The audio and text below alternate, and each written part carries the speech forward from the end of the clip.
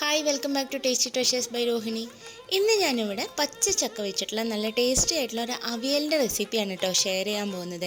ഈ ഒരു അവിയൽ നമുക്ക് കഞ്ഞിയുടെ കൂടെയും ചോറിൻ്റെ കൂടെയൊക്കെ കഴിക്കാം. അതുപോലെ തന്നെ നമുക്ക് വെറുതെയും കഴിക്കാൻ നല്ല ടേസ്റ്റി ആയിട്ടുള്ള ഒരു അവിയലാണ് കേട്ടോ ഇത്.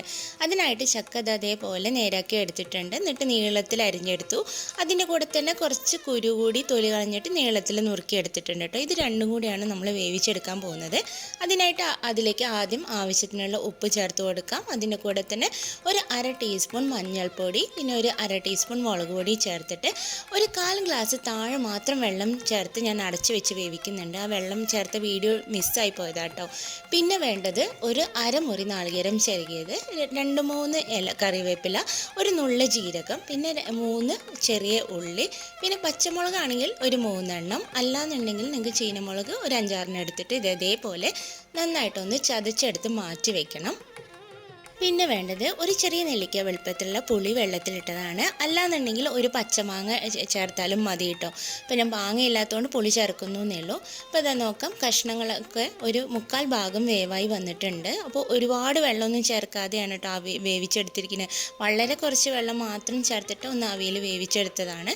ഇനിയിപ്പോൾ ഈ ഒരു സമയത്ത് നമുക്ക് ഇതിലേക്ക് പിഴിഞ്ഞ് വെച്ചിരിക്കുന്ന പുളി ചേർത്ത് കൊടുക്കാം.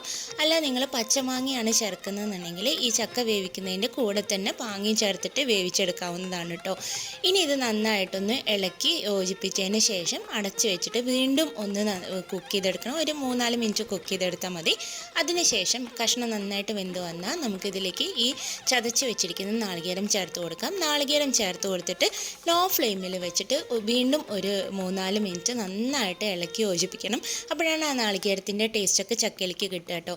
അതിനുശേഷം ഇതിലേക്ക് കുറച്ച് നല്ല ഫ്രഷ് ആയിട്ടുള്ള കറിവേപ്പില ചേർത്ത് ഒരു ടീസ്പൂണോളം വെളിച്ചെണ്ണ, പച്ച വെളിച്ചെണ്ണ കൂടി ചേർത്ത് കൊടുത്തതിന് ശേഷം ഫ്ലെയിം ഓഫ് ചെയ്യാവുന്നേ ഉള്ളൂ.